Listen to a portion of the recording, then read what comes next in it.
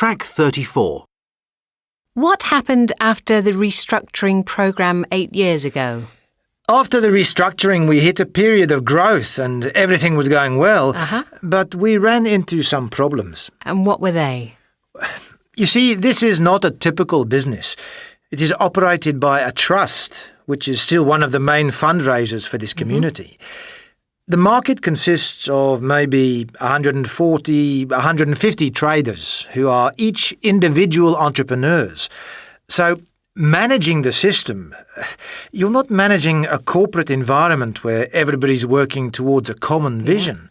You're working with individual entrepreneurs who have chosen to be out of the mainstream.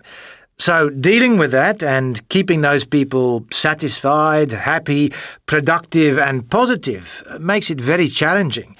And part of the job is not just changing the marketing focus and the branding and that kind of thing, but when I came in, we had to establish relationships with people. So a lot of it was people management more than probably in other businesses.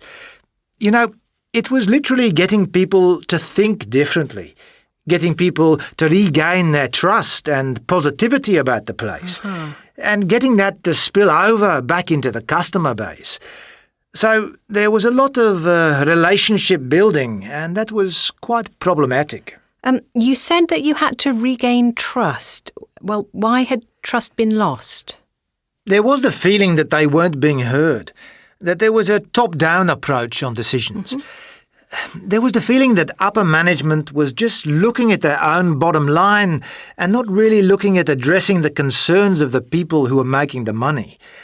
The stallholders felt that they weren't being listened to and that if they were just given a chance, they could make a difference to their business. So, what did you do? The first 6 months, I just walked around the market and spoke to the stallholders to establish what their viewpoint was, and then looked at what could be done to address some of their concerns and move it forward. So that was one part of it. The other part of it was a definite need to create the right tools for the job and spend time and money on infrastructure. But that was secondary to literally talking to people and letting anybody have their say in the management structure, which is very challenging. What changes have there been in the country as a whole, and what future developments do you see?